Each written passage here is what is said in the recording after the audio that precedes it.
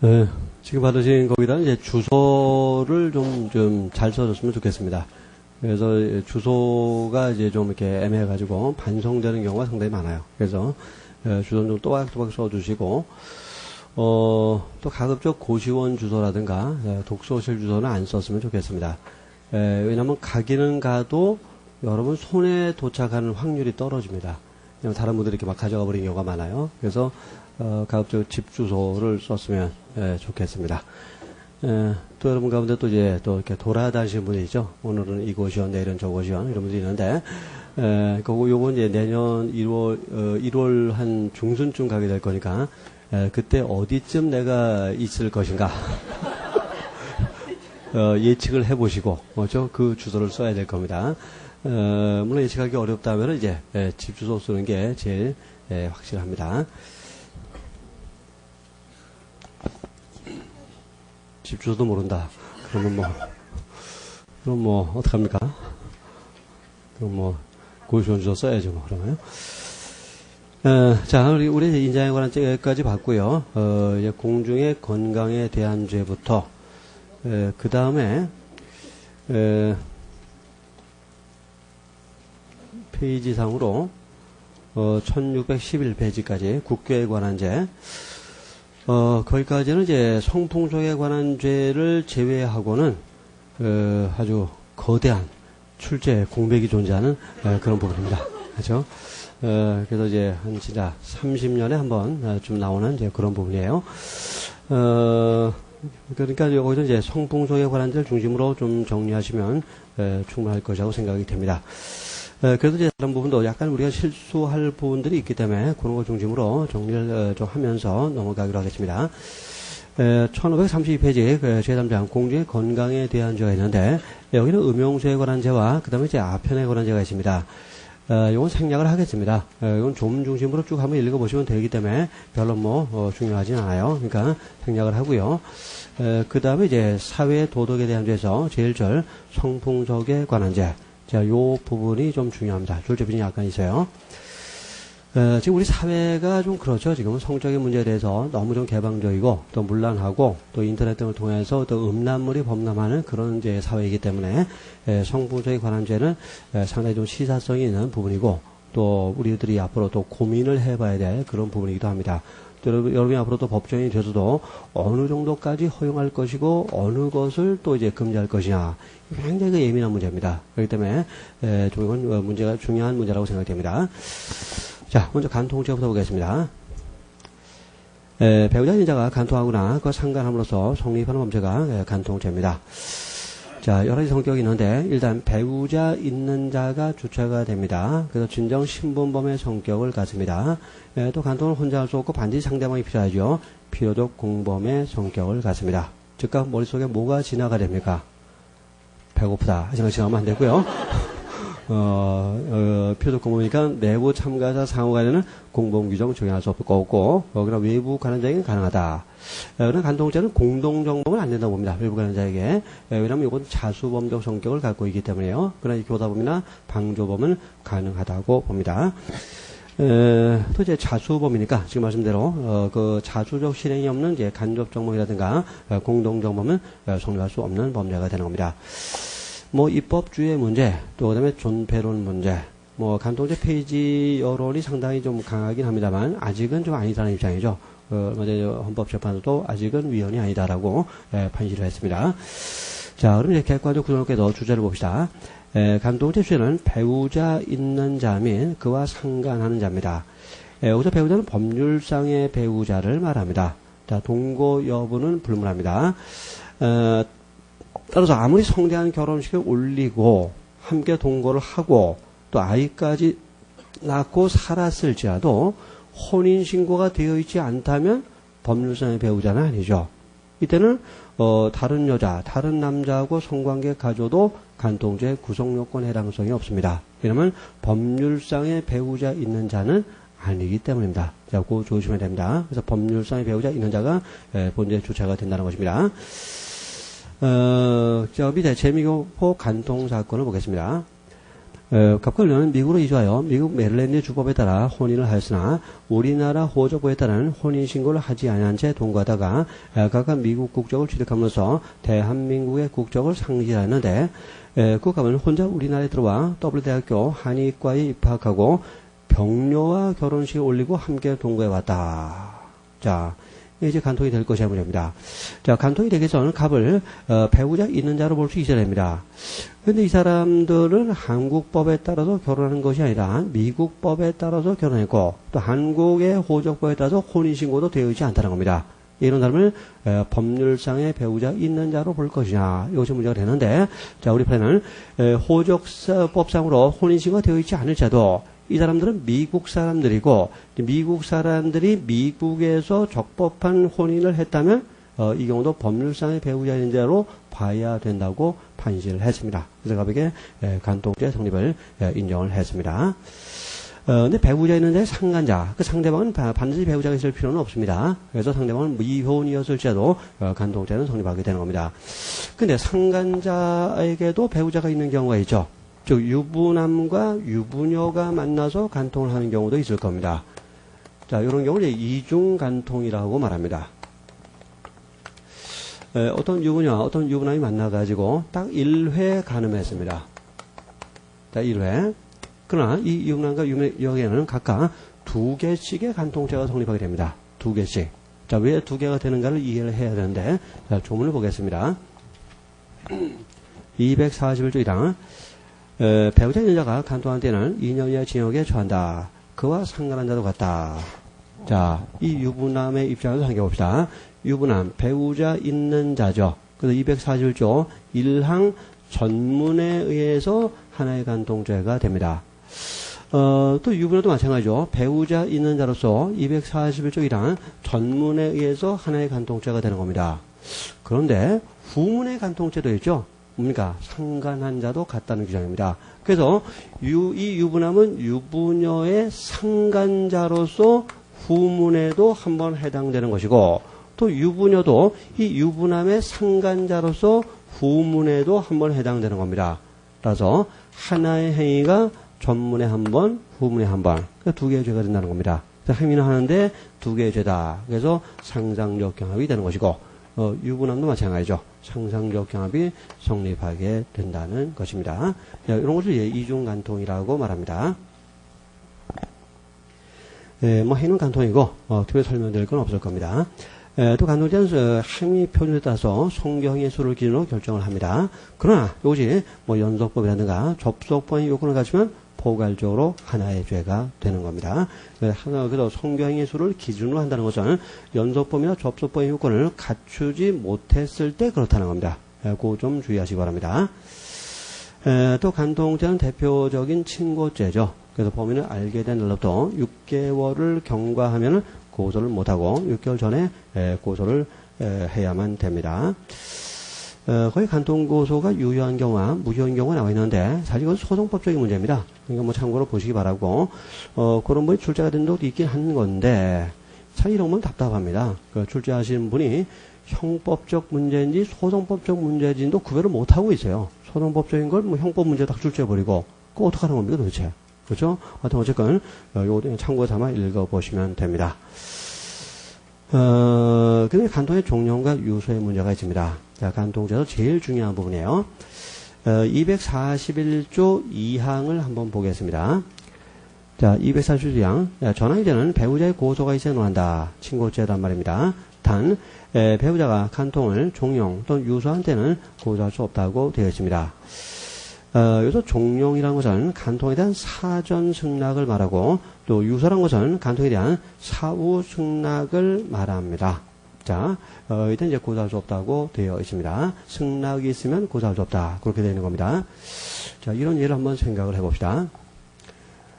이제 갑이라는 이제 남자가 있었고, 또 그 다음에 을려가 있습니다.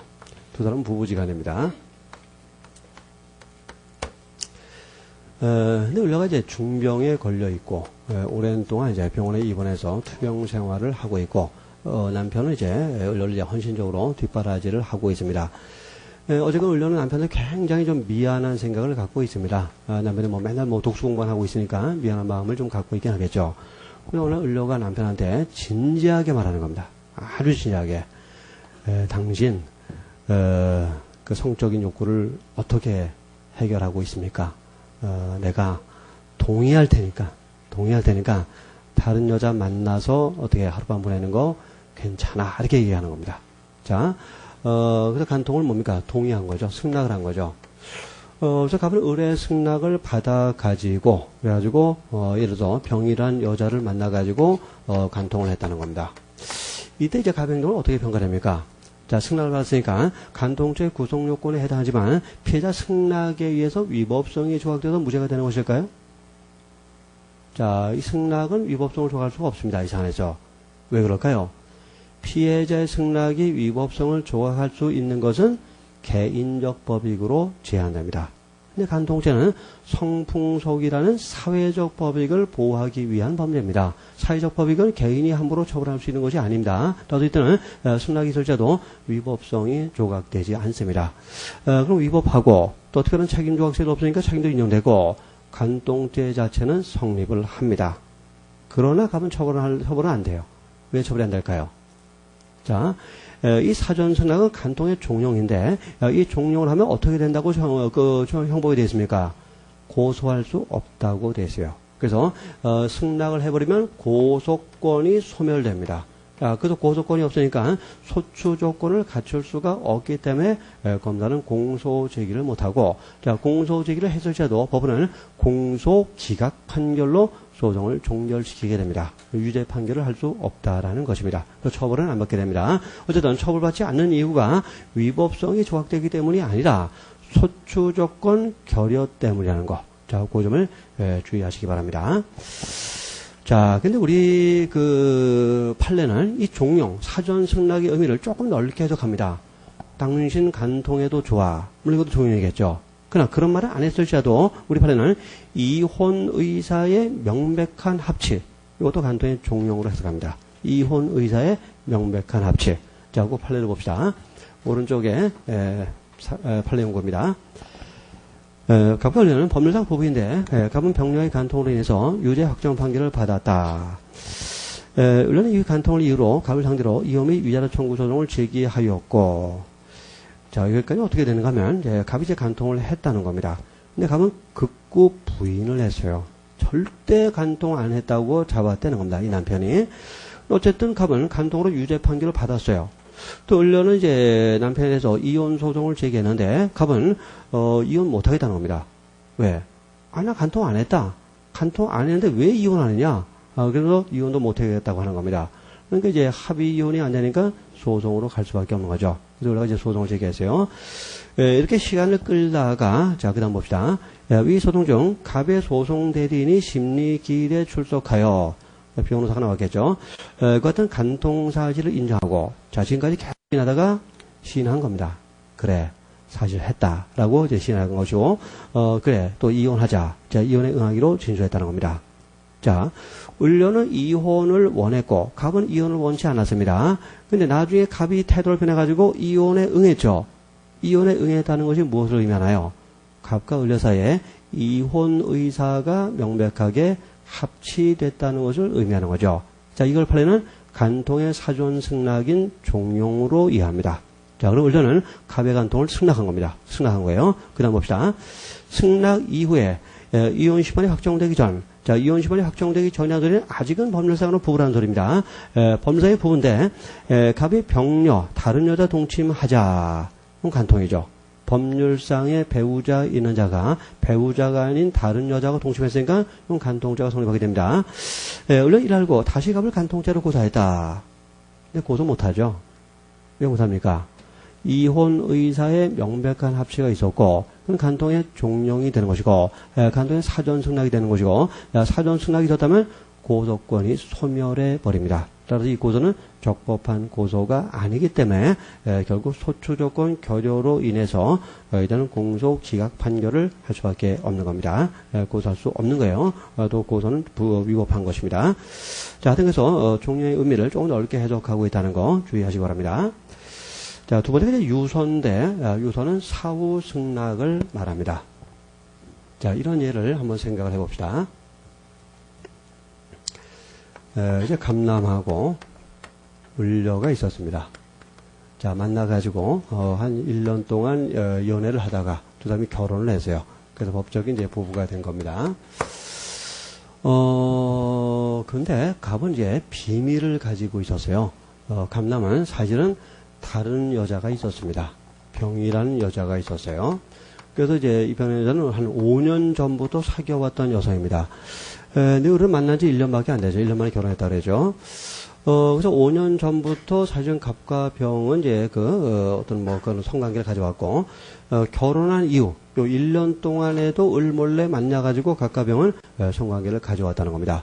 자, 결혼한 이후에는 갑은 유부남이고, 자, 배우자 있는 자고, 배우자 있는 자가 배우자 아닌 자와 성관계를 가졌으니까, 결혼 이후에는 무슨 간통이 되는 거죠. 간통을 해서요. 나중에 이것을 이제 을려가 알게 된 겁니다. 을려가 알게 됐고, 얼마나 배신감을 느낄까요? 그렇죠? 우리가 펄펄 뛰었겠죠. 당신 간통죄로 고소할 거야 하면서 펄펄 뛰었겠죠. 근데 갑이 이제 싹싹 비는 겁니다. 왜냐? 이러다 갑이 현직 공무원이라고 가정해 봅시다. 근데 공무원이 이런 사건이 터지면, 이제 뭡니까? 파면당할 가능성도 있는 거죠. 그렇죠? 그래서 이제 갑이, 내가 공무원 또 쫓겨나면 어떡하냐? 제발 살려달라면서, 제발 고소만 하지 말아달라 그랬습니다. 근데 을려가 이제 뭐라 그랬냐? 좋다. 용서하겠다. 자, 그래서 이 갑의 간통을 을려가 용서를 했어요. 그러나 을은 갑한테 이혼을 요구했습니다. 당장은 도저히 못 살겠으니까 이혼을 해달라 요구했습니다. 자, 이 용서를 간통에 대한 사후 승낙인 유서로 볼 수 있느냐? 자, 요게 문제가 되는 겁니다. 자, 유서라는 것은 간통에 대한 사후 승낙을 말하는데, 을려가 갑의 간통을 알고 사후에 용서하겠다 그랬어요. 진심으로 용서하겠다 그랬습니다. 그러나 이거 유서 아닙니다. 유서가 아니라는 소리는 을려는 여전히 갑의 간통에 대해서 고소권을 갖는다는 겁니다. 자, 그럼 도대체 유서가 뭐냐? 자, 판례가 파악하는 유서가 뭔가를 봅시다. 자, 1549페이지 아래 판결 요지 보세요. 간통죄에 있어서의 유서는 배우자 일방이 상대방의 간통 사실을 알면서도 혼인관계를 지속시킬 의사로, 혼인관계를 지속시킬 의사를 가지고 악감정을 포기하고 상대방에게 그 행위에 대한 책임을 묻지 않겠다는 뜻을 표시하는 일방 행위를 말한다는 겁니다. 따라서 유서로 보기 위해서는 용서하는 사람한테 어떤 의사가 있어야 되나요? 혼인관계를 지속시킬 의사가 있어야 된다는 겁니다. 그래서 다 묻어두고 함께 살겠다, 계속 살겠다, 이런 의사를 용서해야 그게 유서가 된다는 겁니다. 근데 이 사안에서 을려는 용서는 했지만 혼인관계를 지속할 의사는 없었죠. 그래서 이혼을 요구했다는 것은 혼인관계를 지속할 의사는 없었다는 겁니다. 그러면 유서가 아닙니다.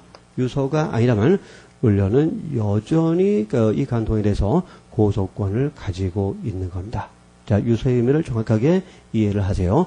계속 살겠다는 의사를 가지고 용서를 해야 그게 유서고, 이혼할 의사를 가지고 용서하면 우리 판례상으로는 유서가 될 수가 없는 겁니다. 자, 그거 주의하세요. 하여튼 간통죄에서 제일 자주 나오는 부분입니다. 그래서 종용인가 종용이 아닌가, 또 유서인가 유서가 아닌가, 그리고 사실관계하고 결론 중심으로 철저하게 암기를 해두시기 바랍니다. 자, 간통죄를 마쳤고, 그 다음에 이제 음행 매개죄를 봅시다. 영리 목적으로 미성년 또는 음행의 상습 없는 분야를 매개하여 간음하게 함으로써 성립하는 범죄입니다. 자, 본죄로 필요적 공범인데요. 반드시 세 사람이 필요합니다. 두 사람만 가지고 안 돼요. 간통죄는 두 사람 가지고 되지만, 음행 매개죄는 세 사람이 있어야 합니다. 최소 인원이 세 사람입니다. 어떻게 세 사람이냐? 일단 매개자가 필요합니다. 간음을 매개하는 사람이 필요하고, 또 매개를 받아서 간음하는 간음자가 필요합니다. 또 간음의 상대방인 부녀가 필요합니다. 이렇게 세 사람이에요. 그래서 반드시 이 세 사람이 있어야만 되는 겁니다. 필요적 공범이다. 자, 즉각적으로 뭘 생각해야 됩니까? 요 세 사람의 행위에 대해서는 형법 총칙상의 공범 규정이 적용되지 아니한다는 걸 생각을 해봐야 됩니다. 예를 들어서 갑이 있고 을이 있고 병이 있습니다. 저 병녀입니다. 이 병녀는 이제 혼자 돼가지고 굉장히 좀 어렵게 살고 있는 그런 여성이었습니다. 아주 정숙한 여성이었어요. 근데 의뢰한 사람이 이제 이 병녀를 보고 한눈에 반한 겁니다.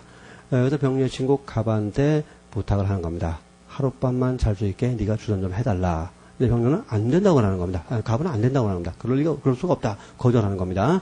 이때 이제 의뢰한 사람이 내가 500만 원 줄게 그랬어요. 네가 성사만 시켜주면 내가 500만 원 줄게. 그랬습니다. 근데 갑이 할게. 그래가지고, 하여튼 갑이 이제, 병녀를 이제 설득해가지고, 이제 을하고 이제, 병이, 이제 성관계를 갖게 된 겁니다. 간음을 하게 된 겁니다. 이때 매개자인 갑에게는 바로 음행매개죄가 성립하게 됩니다. 음행매개죄. 근데 갑의 행동을 가만히 본다면, 처음에는 매개할 의사가 없었습니다. 근데, 을이 500만원 주겠다고 위협하니까 매개할 의사를 가지고 매개를 하게 된 겁니다. 그럼 이제 을에게 이 갑의 음행매개죄에 대한 교사범이 어떻게 되나요? 되나요? 안 되나요? 안 되죠. 왜 안 됩니까? 필요적 공범의 내부 참가자이기 때문입니다. 그래서 외관상으로 교사처럼 보이지만 음행매개죄 교사범은 성립되지 않습니다. 그럼 을은 어떻게 처벌할 방법이 없을까요? 자, 음행매개죄는 매개자만 처벌하고 이 간음자와 상대방의 부녀는 처벌하지 않습니다. 그래서 처벌 규정이 없고요. 또 그다음에 외관상 교사처럼 보이지만 공범 규정을 적용할 수 없기 때문에 공범으로 처벌할 수도 없는 겁니다. 그래서 형법상으로는 이 간음자와 부녀는 불가벌, 무죄가 될 수밖에 없다는 겁니다.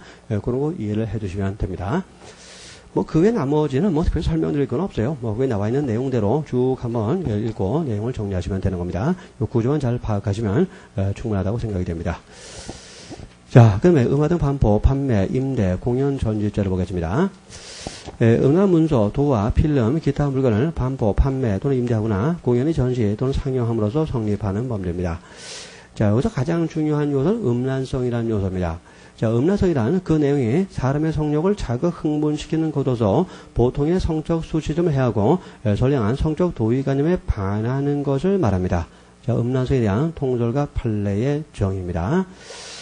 이 음란성, 자, 이건 객관적으로 판단을 해야 됩니다. 행위자의 주관적인 의도나 목적은 고려하지 않습니다. 예를 들어서, 어떤 갑이라는 조각가가 있었다고 한번 가정을 해봅시다. 이 사람이 어떤 숭고한 인류애를 상징하겠다는 의도를 가지고, 자, 의도는 좋죠. 어떤 인류애를 표현하겠다. 그런 의도를 가지고, 그 남녀 간의 성행위 장면을 아주 적나라하게 묘사한 그런 조각품을 만들었습니다.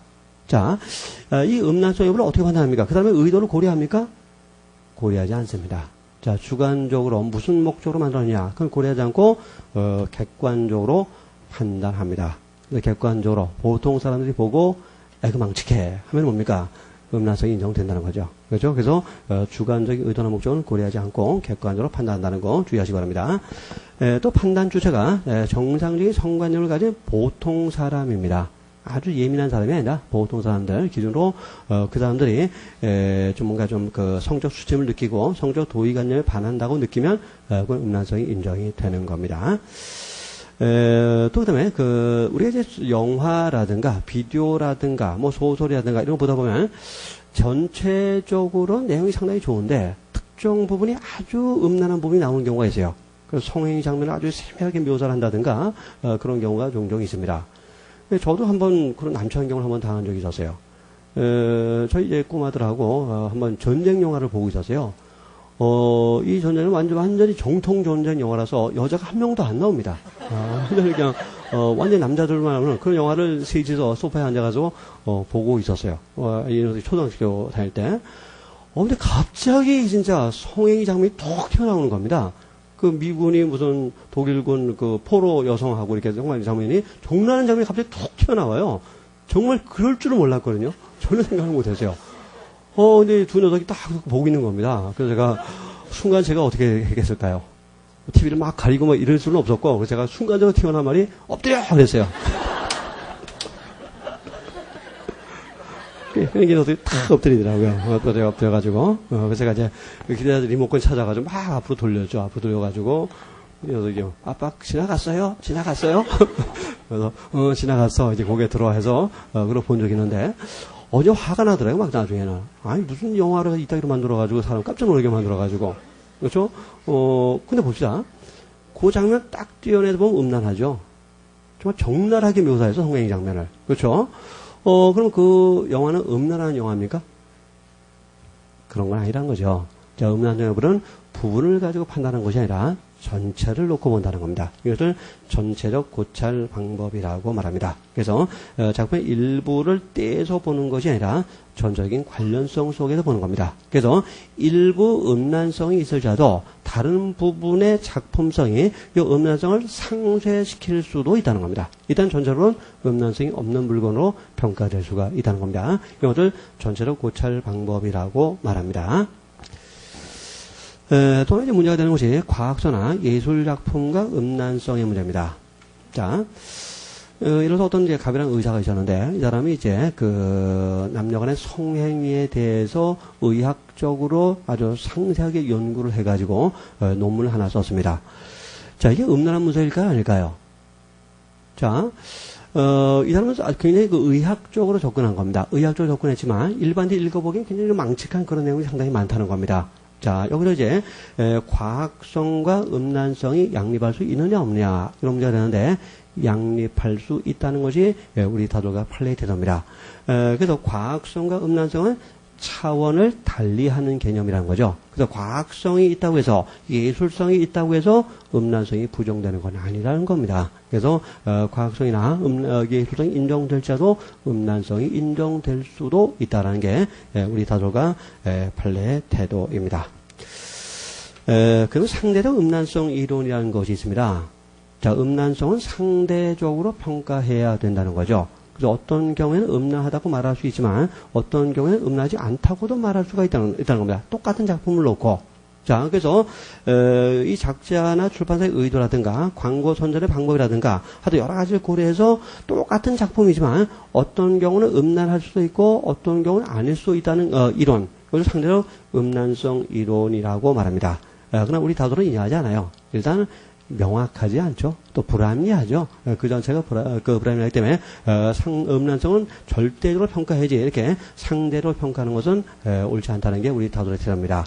그러나 우리 판례는 상대적 음란성 이론을 인정하고 있습니다. 자, 그 다음 페이지 보시면 거기 보면 이제 그림 하나가 나옵니다. 고야의 나신의 마야 부인이라는 그림입니다. 아마 여러분들 중고등학교 다니면서 미술책에서 보셨을 겁니다. 그 고야라는 사람이 그린 그림인데 어떤 중년의 부인이 나신으로 침대에 비스듬히 누워있는 그런 그림이에요. 자, 중고등학교 미술책에 실려 있어요. 그러면 음란성이 없으니까 실어놨겠죠. 그래서 음란성이 있다면 그걸 왜 그 학생들한테 보여주겠습니까? 미술책에서. 근데 어떤 사람이 그 나신의 마야 부인 그림을 갖다가 성냥갑에 넣어서 판매할 목적으로 대량으로 복제했습니다. 그때는 음란하다는 겁니다. 자, 그래서 미술책에 실렸을 때는 그 그림은 음란한 그림이 아니지만 성냥갑에 넣어서 팔 때는 음란한 그림이 된다는 게 우리 대법원의 태도입니다. 이게 뭐예요? 상대적 음란성 이론이죠. 경우에 따라서 음란성의 평가가 달라질 수 있다는 겁니다. 다소는 부정하지만 우리 판례는 긍정하고 있다는 거 기억해 두시기 바랍니다.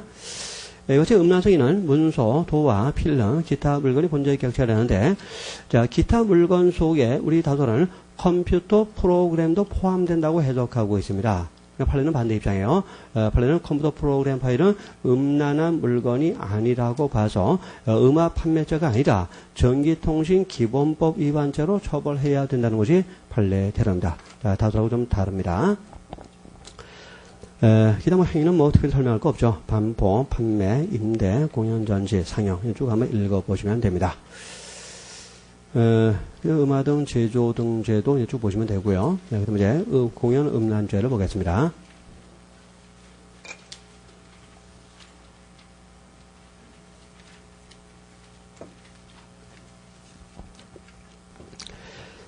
공연이 음란한 행위를 함으로써 성립하는 범죄입니다. 자, 우선 이제 음란한 행위가 무엇인가를 놓고 다솔과 판례가 좀 상반된 입장을 보이고 있습니다. 여기서 음란한 행위란 사람의 성욕을 자극, 흥분시키는 것으로서 보통인의 성적 수치심을 해하고 선량한 성적 도의관념에 반하는 행위라고 정의되고 있는데, 자, 우리 다솔은 이 음란한 행위는 남녀 간의 행위를 불문하고 성행위여야 된다고 해석하고 있습니다. 성행위, 그 성적 의도를 표출하는 그러한 행위여야 된다는 것이 우리 다솔의 대로입니다. 따라서 단순히 나체를 노출하는 것, 또 단순히 성기를 노출하는 것, 이 자체는 성행위는 아니기 때문에 공연 음란죄는 될 수 없다는 게 우리 다솔의 태도입니다. 그러나 판례는 반대입니다. 그 밑에 판례 보세요. 2번 요지. 요구르트 제품의 홍보를 위해서 전라의 여성 누드 모델들이 일반 관람객과 기자 등 수십 명이 있는 자리에서 알몸에 밀가루를 바르고 무대에 나와 분무기로 요구르트를 몸에 뿌려 밀가루를 벗겨내는 방법으로 알몸을 완전히 드러낸 채 음부 및 유방 등이 노출된 상태에서 무대를 돌며 관람객들을 향하여 요구르트를 던진 행위. 이런 거 있네요, 진짜. 그죠? 이제 공연이 음란한 행위를 한 것이냐가 문제가 되는 겁니다. 자, 다수설에 따르면 어떻게 될까요? 이 음란한 행위입니까? 그건 아니죠. 요것도 판촉 활동한 거죠. 판촉 활동한 것이고, 그냥 단순히 나체와 성기를 노출했을 뿐이죠. 그래서 어떤 성행위를 한 건 아닙니다. 성행위를 한 건 아니에요. 그럼 다수에 따르면 음란한 행위는 아닌 것입니다. 기껏해 경범죄 처벌법 위반죄로 처벌이 가능할 뿐입니다. 그러나 우리 다수는 그렇게 보고 있지 않습니다. 자, 1번 요지 봅시다. 밑줄 본. 그 행위가 반드시 성행위를 묘사하거나 성적인 의도를 표출할 것을 요하는 것은 아니라는 겁니다. 그래서 성행위가 아니어도 나체라든가 성기를 노출하면 공연 음란죄가 된다는 게 판례의 태도입니다. 자, 그 성설과 다른 점을 주의하시기 바랍니다. 그래서 판례가 그 다음 페이지 보시면 그 알몸과 성기를 노출한 사건에 대해서는 공연 음란죄를 인정했습니다. 그러나 단순히 엉덩이만 노출한 사건에 대해서는 공연 음란죄를 또 인정하지를 않았습니다. 그러니까 케이스 바이 케이스로 정리하시면 됩니다. 그 다음에 나머지는 뭐 특별하게 설명드릴 만한 건 없습니다. 그래서 판례와 의다들이 음란한 행위의 의미에 대해서 다른 입장을 취하고 있다는 거, 그런 거 중심으로 정리하시면 됩니다. 자, 그러면 도박과 복표에 관한 죄를 보겠습니다. 이 도박과 복표에 관한 죄는 국민일반의 건전한 근로관념과 공공의 미풍양속을 보호 법이기로 한 죄입니다. 추상적 위헌범이에요. 자, 도박죄는 재물로서 도박함으로써 성립하는 범죄입니다. 자, 필요적 공범이다라는 거 기억하셔야죠. 혼자서가 아니라 상대방이 필요하다는 겁니다. 행위는 재물로서 도박하는 겁니다. 자, 그럼 재산상 이익을 걸면은 도박이 안 되는 겁니까? 아니죠. 여기서 재물에는 재산상 이익도 포함됩니다. 재산죄 재물하고는 의미가 좀 달라요. 그거 좀 주의하시고. 또 재물로서란 말은 뭘까요? 재물로서. 이건 재물을 걸고서란 말입니다. 또 재물을 건다는 말은 뭡니까? 이긴 사람한테 주기로 약속하는 것을 말합니다. 그래서 재물로서, 이것은 재물을 걸고 또 이긴 사람한테 재물을 주기로 약속하는 것을 말하는 겁니다. 또 도박이란 당사자가 서로 재물을 걸고 우연한 승부에 의해서 그 재물의 득실을 결정하는 것을 말합니다. 자, 이 도박의 가장 핵심적인 내용은 우연성입니다. 우연에 의해서 승패가 결정되는 것이 도박이고, 우연이 아니라면 이건 도박이 될 수가 없는 겁니다. 자, 근데 이 우연은 객관적인 우연성을 말하는 것이 아니라 주관적인 우연성을 말합니다. 또 도박하는 당사자에게만 우연이면 된다는 겁니다. 그래서 객관적으로는 이미 어떤 결과가 나와 있을지라도 주관적으로 당사자만 잘 모르고 당사자에게만 우연이라면 이 경우에도 도박이 될 수 있다는 겁니다. 또 우연성이 당사자 일방에게만 존재하는 경우가 있는데 이것을 편면적 도박이라고 말합니다. 바로 사기 도박이죠. 사기 도박. 그래서 사기 도박의 경우는 승패를 조작하고 있기 때문에 승패가 우연에 의해서 결정되는 것이 아니죠. 그래서 우연성이 없으니까 도박죄는 안 되고, 이때는 승패를 조작한 사람에게만 사기죄가 성립됩니다. 자, 이제 좀 문제가 됐던 것이 경기의 도박성의 문제입니다. 우리 예전에 뭐 월드컵 같은 거 할 때요, 우리나라가 이제 4강까지 올라갔었죠. 그렇죠? 근데 대한민국이 4강에 올라가느냐, 올라가지 않느냐. 그 외국의 도박사들이 그거 놓고 도박을 했어요. 그래서 뭐 올라간다, 올라가지 않는다. 그 거기다가 돈을 갖다가 뭐 10만 불, 100만 불 막 걸고 도박을 했다는 겁니다. 이게 바로 경기의 도박성 문제입니다. 경기를 놓고 도박할 수 있느냐, 경기 승패를 놓고 도박할 수 있느냐. 근데 도박의 가장 본질적 속성은 우연성입니다. 자, 승패가 우연에 의해서 결정되어 도박을 할 수 있는 겁니다. 근데 운동 경기가 우연에 의해서 승패가 결정되나요? 아니죠. 실력에 의해서 결정되는 거지 우연에 의해서 결정되는 것이 아니죠. 그럼 경기를 놓고서는 도박을 못한다고 해야 될 겁니다. 자, 그러나 우리 다수결과 판례는 경기에 대해서도 도박성을 긍정하고 있습니다. 경기의 승패를 놓고 도박할 수 있다고 보고 있습니다. 왜 그러냐? 우리가 잘 알고 있죠, 사실은. 이런 축구 경기를 하는데, 자, 우리가 일본 팀을 일방적으로 몰아붙입니다. 근데 이상하게 골이 안 들어가는 경우가 있죠. 찰 때마다 이상하게 뭐 살짝씩 비교하는 경우가 있어요. 그러다가 갑자기 기습 공격 당해가지고, 역습 당해가지고, 한 골 먹어가지고 지는 경우. 그거 있지 않습니까? 실력이 있어도 지는 경우가 있다는 겁니다. 그러니까 경기의 경우도 승패가 우연으로부터 완전히 벗어난 것은 아니라는 거죠. 그래서 경기를 놓고도 도박을 할 수 있다는 게 우리 다솔가 판례의 테러입니다. 저 판례는 없었는데 최근에 나왔죠. 그 내기 골프에 대해서 도박성을 인정하는 그런 판례가 최근에 나왔습니다. 그 중요한 판례니까 꼭 기억해 두시기 바랍니다. 저 골프도 일종의 운동 경기고 실력에 의해서 좌우되는 거긴 하지만 우연적 요소를 완전히 배제할 수 없기 때문에 골프의 승패를 놓고 도박하는 것도 도박죄가 될 수 있다고 본 사안입니다. 자, 갑자기 이제 화투를 가지고 도박을 하기로 했습니다. 자, 그래서 이제 어떻게 합니까? 일단 화투를 배부하죠. 배부하고, 그 다음에 이제 화투를 치고, 나중에 승패가 결정되고, 그 다음에 이제 돈이 왔다 갔다 하게 됩니다. 언제 도박죄는 기소가 될까요? 우리가 언뜻 생각하기에는 승패가 결정됐을 때, 아니면 돈이 왔다 갔다 할 때라고 생각할 여지가 있는데, 그렇지 않습니다. 자, 화투장을 배부만 하면 거기서 기소를 합니다. 도박을 시작만 하면 거기서 기소를 합니다. 왜 그럴까요? 본죄는 침해범이 아니라 추상적 위헌범이고 거동범의 성격을 갖고 있기 때문입니다. 그래서 도박을 시작만 하면 즉시 기소가 돼요. 그래서 승패가 결정되지 않았을 자도 재물의 득실이 없을 자도 도박을 시작만 하면 개시만 하면 즉시 기소가 된다는 거, 그 점을 주의하시기 바랍니다. 근데 우리 사람 도박을 좀 많이 하죠. 뭐 설날 때 친척들이 모이면 뭡니까? 전부 이제 까로 하면서 이제 또 탁탁 뭐 하게 됩니다. 이걸 다 처벌하다 보면 전 국민이 전과자가 되어버립니다. 도박 전과자.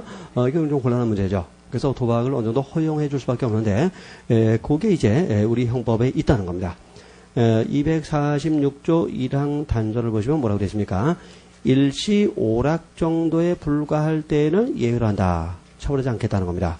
자, 이건 도박죄의 위법성 조각 사이로 이해하는 것이 동설의 테러입니다. 그래서 일시 오락 정도에 불과하다면 도박죄 구성 요건에 해당하지만 위법성이 조각돼서 무죄가 된다고 봅니다.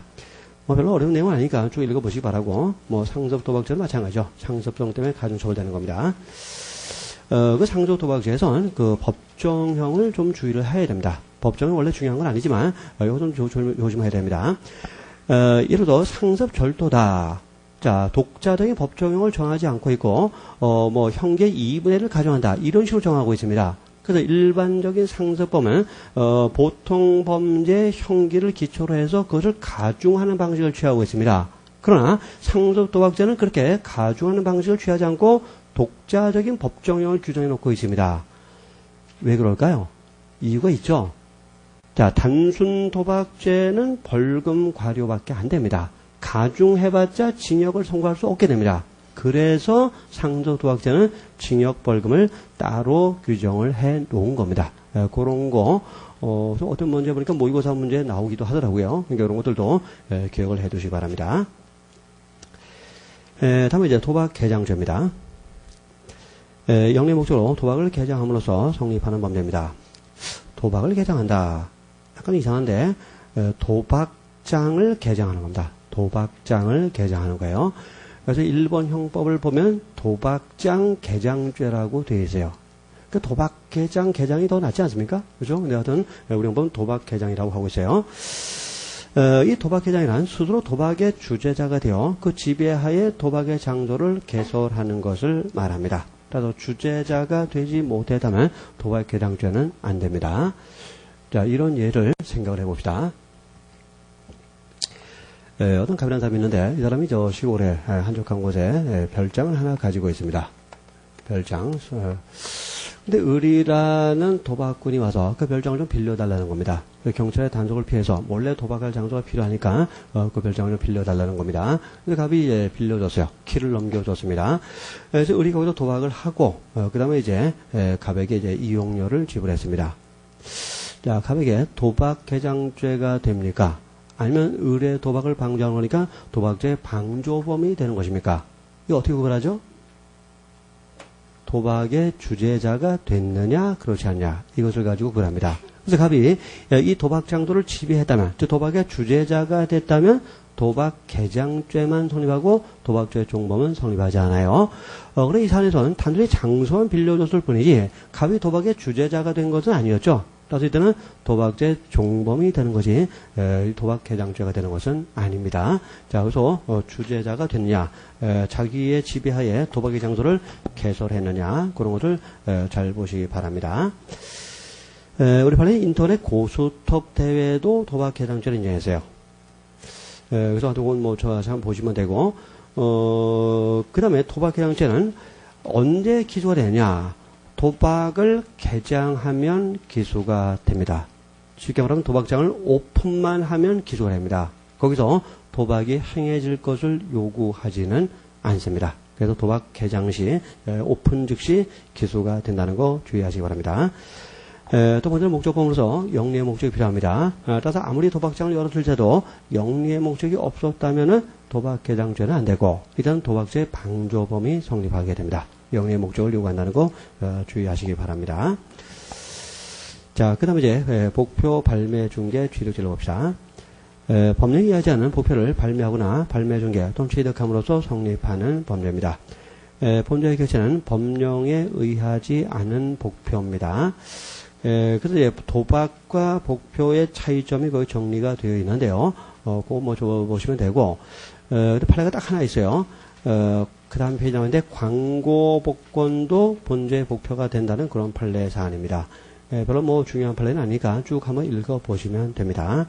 행위는 이제 발매 중에 취득입니다. 자, 그 다음에 이제 신앙에 관한 죄를 보겠습니다. 먼저 신앙에 관한 죄는 이제 종교 감정과 종교 생활의 평온을 보호 법익으로 하는 범죄입니다. 먼저 장례식 방해죄를 봅시다. 장례식, 제사, 예배 또는 설교를 방해함으로써 성립하는 범죄입니다. 여기서 이제 하나 주의할 게 그 방해의 시기의 문제입니다. 자, 우리 다수가 판례는 방해했다고 다 방해죄가 되는 것이 아니라 장례식 등이 진행 중이거나 그 집행과 시간적으로 밀접 불가분한 관계에 있는 준비 단계에서 방해 행위가 있어야만 본죄가 된다고 합니다. 그래서 이런 장례식 등이 진행 중일 때 또는 아직 시작은 안 됐지만 그와 아주 밀접한 준비 단계, 시간과 아주 밀접한 준비 단계, 거기서 방해해야만 본죄가 된다는 입장을 취하고 있어요. 자, 오른쪽 위에 판례를 봅시다. 자, 비원이 패자 집에 가서 시비 중에 마침 제사상에 사용할 음식을 마련하여 임시로 작은 상 위에 올려놓은 것을 발로 찼다. 자, 지금 제사상에 음식을 올려놓은 게 아닙니다. 자, 작은 상에다가 음식을 올려놓고 요 작은 상의 음식을 운반해서 제사상에다가 이제 올려놓게 되는 거죠. 근데 같은 작은 상에 음식을 올려놨는데 그걸 발로 찼다는 겁니다. 자, 이 작은 상에 음식을 올려놓은 단계에서는 아직 제사가 시작된 건 아니죠. 그럼 이제 제사가 시작된 건 아니는데 제사의 시작과 제사의 집행과 시간수로 밀접한 단계에 해당될 것이야 문제가 된 겁니다. 판례는 안 된다고 봤어요. 그래서 임시로 작은 상에 올려놓은 단계만 가지고는 제사가 시작된 것도 아니고 제사의 집행과 시간적으로 밀접한 단계도 아니니까 일단 제사방해죄는 성립될 수 없다고 판시했습니다. 물론 이럴 때 이론적으로는 그 음식이 아마 땅에 떨어져서 못 쓰게 됐을 겁니다. 그 음식이란 손괴죄는 가능하겠죠. 그러나 제사방해죄는 성립될 수 없다는 겁니다. 그래서 상을 바꿔봅시다. 자, 작은 상에 올리는 것이 아니라 그 음식을 제사상에 이렇게 진열하고 있는 단계였다면 어떻게 될까요? 그때는 제사가 진행 중인 건 아니지만 시간적으로 밀접한 준비 단계라고 할 수가 있을 겁니다. 그때 그 제사상을 발로 쳐버렸다면 제사방해죄가 이제는 가능합니다. 그러니까 요도 어떤 상에 올려놓는가에 따라서 평가가 달라질 수 있는 부분이니까 주의를 하시기 바랍니다. 또 번째는 방해 결과 요구하지 않아요. 수상적 위헌범이기 때문입니다. 방해 행위만 있으면 즉시 기소가 되는 겁니다. 그 다음에 사체 등 오욕죄를 봅시다. 사체, 유골 또는 유발을 오욕함으로써 성립하는 범죄입니다. 자, 객체는 사체, 유골, 유발인데, 자, 사체는 뭐 우리가 보통 시체라고 말하죠. 사자 시를 말하는 것이고, 그러나 사태도 포함됩니다. 죽은 태아죠. 그러나 죽은 태아가 다 포함되는 것은 아니고, 인체 형태를 갖춘 태아만 포함되는 겁니다. 또 인체 형태를 갖추지 못했다면 본죄의 객체가 될 수 없습니다. 행위는 오욕인데, 자, 오욕이란 폭행, 기타 유형력의 행사에 의해서 모욕적 의사를 표현하는 것을 말합니다. 자, 방법은 유형력 행사입니다. 유형력 행사. 따라서 언어에 의한 모욕은 유형력 행사가 아니기 때문에 오욕이 안 됩니다. 주의하시 바랍니다. 또 여기서 유형력 행사는 손괴 정도에 이르지 않아야 됩니다. 따라서 사체를 손괴해버리면 사체 손괴죄가 되는 거지 사체 오욕죄가 되는 것이 아닙니다. 그래서 어느 정도는 넘어서는 유형력 행사가 있어야 되고 그러나 손괴 정도에 이르러서는 아니 된다는 거죠. 그런 거 주의하시면 됩니다. 분묘 발굴죄 점점 으스스해지네요. 자, 분묘를 발굴함으로써 성립하는 범죄인데 객체는 분묘고 분묘라는 것은 사람의 사체, 유골, 유발을 매장하여 자살을 제사하거나 기념하는 장소를 말합니다. 자, 사태를 매장한 장소도 그 사태가 인체 형태를 갖추었다면 본죄 분묘에 포함이 되는 겁니다. 주의하시면 또 적법한 분묘로 제한되는 것이 아닙니다. 암장된 분묘였을지라도, 자, 권리 없이 매장한 분묘였을지라도, 그 분묘를 관리하고 수호하고 봉사하는 사람이 있다면, 본죄의 객체가 됩니다. 그래서 암장된 것은 본죄의 객체가 아니라고 오해하시면 안 됩니다. 자, 나머지는 별로 어려울 건 없습니다. 자, 네, 사체 등 손괴, 유기, 은리, 영득죄를 보겠습니다. 사체, 유골, 유발 또는 관내에 장치한 물건을 손괴, 유기, 은닉 또는 영득하거나 분묘를 발굴하여 그러한 행위를 했을 때 성립한 범죄가 사체 등 손괴죄입니다. 본죄의 객체는 사체, 유골, 유발에다가 관내에 장치한 물건도 본죄의 객체를 하는데 자, 이 관내에 장치한 물건은 바로 부작물을 말합니다. 그러나 관은 빠집니다. 관은 빠지고 관 안에 있는 물건을 이 관내에 장치한 물건에 말하는 겁니다.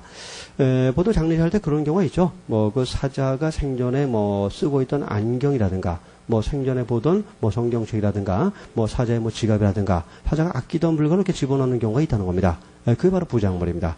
그래서 그것도 본죄의 객체가 되는 겁니다. 문제는 그 부작물에 대해서 재물성을 인정할 수 있느냐가 문제가 되는데 재물성을 갖는다는 것이 우리 통일의 대로입니다. 따라서 그 그 부작물을 가져버리면 본죄 이외에 재산죄도 성립할 수가 있어요. 절도도 가능하고 저 밑하면 횡령죄 성립도 가능하고 본죄하고 상상적 경험이 될 수가 있습니다. 자, 그 다음에 1580페이지에서 아래서 두 번째 화장에 의한 장례식을 봅시다.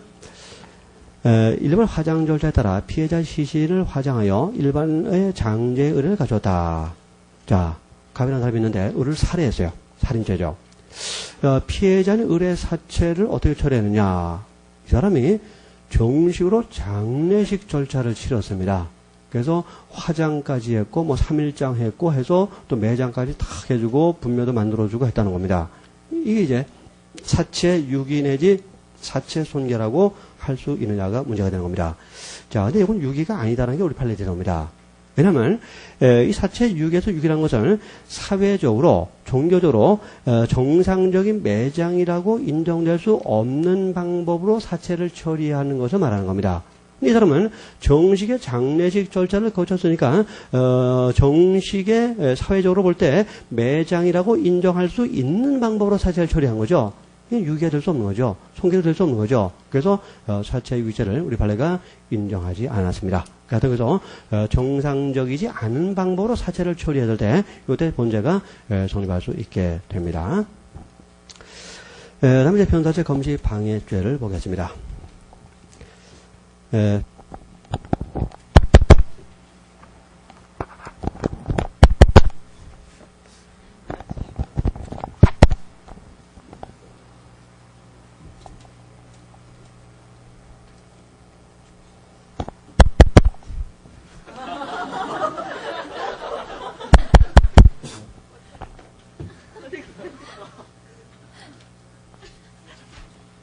누가 이제 끝내라고 강제하는 모양인데?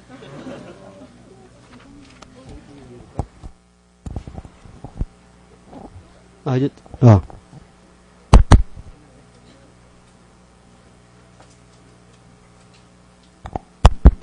예. 변사체만 보면 되는데.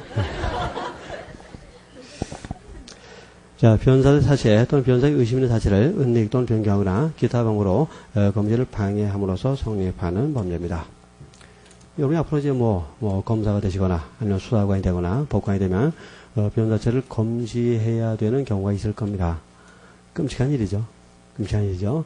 죽은 지 얼마 되는 사체라면 보는 게 그렇게 거부감이 없겠지만 석 달 있다가 완전히 부패가 돼가지고 발견된 시체 그거 본다는 거 정말 쉽지 않을 것 같아요. 그죠? 비위장이 좀 강해야 됩니다. 그죠?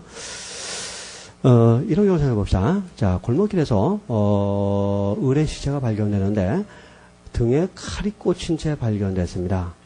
자, 이 시체가 변사체입니까? 아닙니까?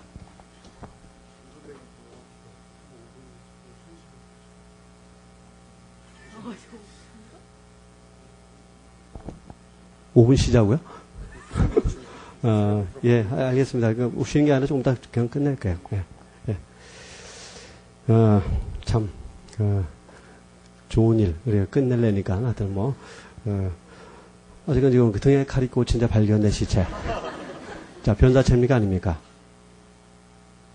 아니에요. 그럼 변사체가 뭐냐? 자, 내용을 보세요. 이 변사자의 사체 또는 변사의 의심 있는 사체라는 것은 사망의 원인이 분명치 않은 사체 또는 범죄로 인한 사망의 의심이 있는 사체를 말합니다. 그 내 등에 칼이 꽂힌 채 발견됐다. 이건 범죄로 인해서 사망한 것이 명백한 사체죠. 의심이 가는 사체가 아니라 그건 명백하죠. 그렇죠? 그래서 범죄로 인해서 사망했다는 것이 명백한 사체는 변사체가 아니고 본죄의 객체가 아닙니다. 그렇죠? 그래서 쉽게 말해서 이 사람이 왜 죽었을까? 이렇게 의문이 된 사체, 그렇죠? 의심이 된 사체가 본죄의 객체가 되는 거지. 명확하다면 그 사인이 명확하다면 변사체가 아니라는 겁니다. 그거 하나만 주의를 하시면 별 문제는 없습니다.